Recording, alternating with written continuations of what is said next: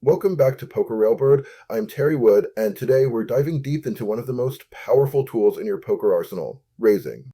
But we're not just talking about any raises, we're exploring advanced raising tactics that can elevate your game and give you a real edge at the table.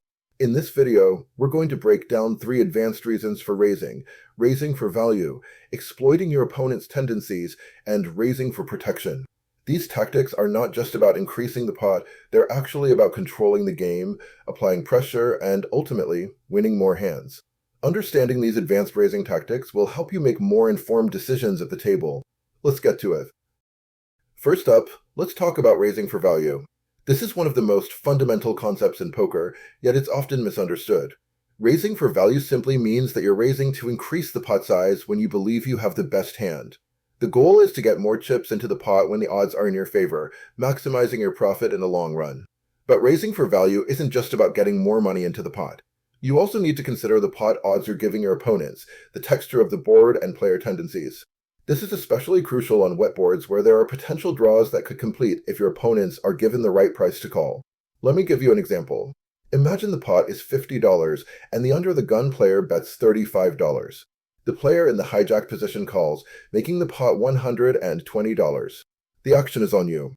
You know you're calling, so you mentally add your $35 to the pot, bringing it to $155. But instead of just calling, you want to make sure you're not giving your opponents the correct odds to chase their draws. You decide to raise $115, about 75% of the pot. That's a raise of $115 plus the $35 you had to call, making your total bet $150 and bringing the pot to $270. Now, the under-the-gun player has to call $115, giving them pot odds of approximately 2.34 to 1. For them to justify a call, they'd need at least 14 outs, which would give them hand odds of around 2.36 to 1. Essentially, they'd need both a straight and a flush draw. This is where reading the board and understanding hand ranges becomes critical. Raising in this situation also has a psychological benefit, especially when you're up against good players. They're not just thinking about the $115 bet in front of them, which already gives them unfavorable pot odds. They're also considering the possibility of a next bet on the turn, particularly if both of you have decent-sized stacks. I know from experience that when I'm in this situation, while I'm certainly concerned about calling the current bet, I'm even more concerned about facing an even bigger bet on the turn if I don't hit my hand. And remember, consistent and mathematically correct value raising does more than just build the pot, it shapes your table image. When opponents see raising with what they perceive to be strong hands, they may become more cautious, folding marginal hands more often. This perception can work in your favor, not just in this hand, but in future hands as well. If you are perceived as a tight, yet aggressive player, it allows you some additional opportunities to successfully bluff when the correct opportunity arises. Next up is exploiting your opponent's tendencies. This is where we take advantage of the patterns and habits our opponents have developed over time. Poker isn't just about the cards you're dealt, it's about the players you're facing. If you can identify and exploit their weaknesses, you can turn even marginal hands into profitable opportunities. For example, if you're up against a player who folds too often to aggression, you can raise more frequently to push them off hands they might otherwise play.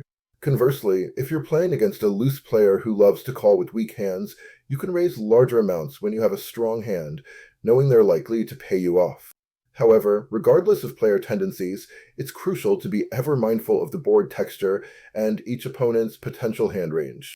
In multi-way pots, especially when 3 or more players check to you, it's essential to thoroughly examine the board before making your move. You want to guard yourself against walking into a check-raise scenario, which can happen all too easily if you're not careful. Let me give you a specific example of how this might play out. Imagine you're in a multi-way pot, and you've noticed that one of your opponents has a tendency to check-raise on coordinated boards when they sense weakness. If you're holding a strong but vulnerable hand, like top pair on a wet board, you might choose to bet rather than check back, even if others have checked to you. This bet not only protects your hand, but also forces your opponents to reveal the strength of their hands.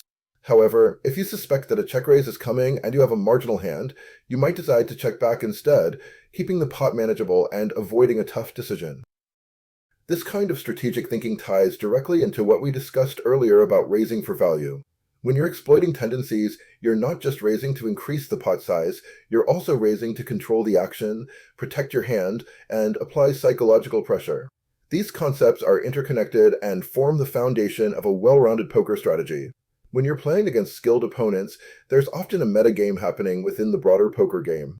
This metagame involves deeper levels of strategy, where players are not just thinking about their cards or the current hand, but about how their actions fit into the overall dynamics at the table. By being mindful of the board texture, understanding your opponent's tendencies, and thinking strategically, you can position yourself to take the lead in this metagame as well. Exploiting tendencies is a skill that takes time to develop, but once you master it, it allows you to manipulate the table dynamics in your favor. The best players are not just reacting to their opponent's actions, they're predicting them, and they're always a step ahead, not only in the hand, but in the game within the game. Now, let's dive into raising for protection, a concept that's particularly important when you have a strong but vulnerable hand. The idea here is simple. You raise to protect your hand by forcing opponents to pay to see more cards, making it less likely that they'll outraw you. Raising for protection is most effective when you're up against drawing hands. For instance, if you're holding top pair on a board that has possible straight or flush draws, you don't want to give your opponents a free or cheap card that could improve their hand. By raising, you're making it more costly for them to chase their draws, which in turn reduces their pot odds. However, it's important to note that while raising affects their pot odds, the hand odds, the actual likelihood of hitting their draw, remain the same regardless of your raise. Let's say you're holding a strong top pair, but the board is wet with potential draws. Your opponents check to you, and now you have a decision to make. By raising, you can protect your hand by denying your opponents the correct pot odds to continue. Essentially, you're forcing them to either fold or make a mistake by calling with insufficient odds, both of which are beneficial outcomes for you. But there's more to raising for protection than just the immediate impact on the hand. This type of raise also carries significant psychological weight. When you make a strong raise on the flop, you're sending a clear message to your opponents, you're confident in your hand, and you're willing to defend it aggressively. This not only influences their decision in the current hand, but can also have a lasting impact on how they approach similar situations in the future. Your opponents may think twice before chasing draws against you in future hands, knowing that you're likely to apply pressure with a protection raise. This lingering psychological effect can help you control the table dynamics over the long term, making your raises even more effective. It's important to remember that protection raises should be sized appropriately. If you raise too little, you're still giving your opponents the correct odds to call. If you raise too much, you risk overcommitting to the pot and potentially getting called by a stronger hand. As we discussed in the first video, you should always raise just enough to get the job done. This requires a deep understanding of the table dynamics, avoiding giving favorable pot odds to your opponents while also not risking unnecessary chips by overbetting the pot. Finding the balance is key to making your protection raises effective. When you're up against a calling station or an overly aggressive player, it's even more critical to adjust your strategy. Against these types of opponents, you must have a very strong hand to justify a raise, and you should pay particular attention to the board texture. In the case of an overly aggressive player or a poker bully, it may sometimes be best to let them take the lead. These players are often difficult to put on a hand range, as they'll frequently play any two cards they're dealt. By understanding these dynamics, you can avoid costly mistakes and better navigate these challenging situations.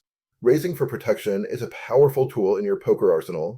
It allows you to defend your strong but vulnerable hands, apply pressure on your opponents, and avoid giving away free cards that could cost you the pot, all while setting the tone for future hands. We've covered a lot of ground, but how do you put these advanced raising tactics into practice? Let's talk about how to integrate these strategies into your overall game and avoid common pitfalls. First, it's crucial to understand that these tactics, raising for value, exploiting opponents' tendencies, and raising for protection, aren't used in isolation. The best players know how to blend these strategies seamlessly, adapting to the dynamics of the table and the behavior of their opponents.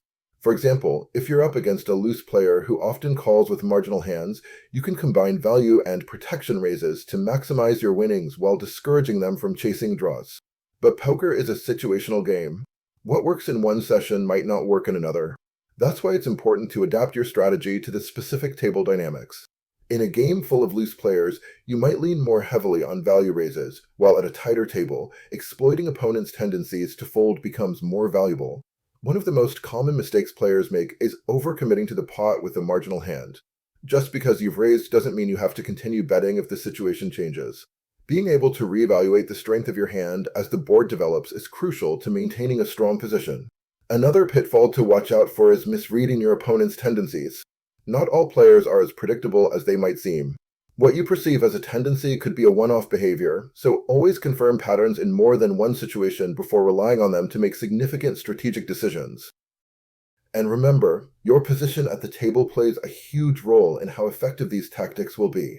Being in late position allows you to see how your opponents act before making your decision, giving you a strategic advantage. When you're in position, you can raise more effectively, knowing you have more information about your opponent's intentions. On the flip side, raising from an early position requires more caution. You have less information about how the rest of the table will react, so your raises should generally be more conservative, focusing on value or protection rather than exploitation. That wraps up our deep dive into advanced raising tactics in poker. Hopefully, you now have a solid understanding of how to raise for value, exploit your opponent's tendencies, and protect your strong but vulnerable hands. These strategies, when applied correctly, can give you a significant edge at the table, but we're not done yet.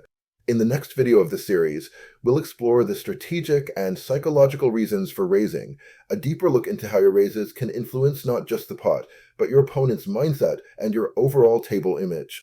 If you want to dive even deeper into these concepts, be sure to read the full article, Advanced Raising Tactics, at pokerrailbird.com. I've placed the link in the description below for easy access. Poker is a game of continuous learning and adaptation. The more you refine your strategies, the more successful you'll be at the tables. If you found this video helpful, please give it a thumbs up, subscribe to the channel, and hit the notification bell so you don't miss the next video in the series. Thanks for watching, and as always, keep practicing, stay disciplined, and play with purpose. I'm Terry Wood from pokerrailbird.com, and I'll see you at the tables.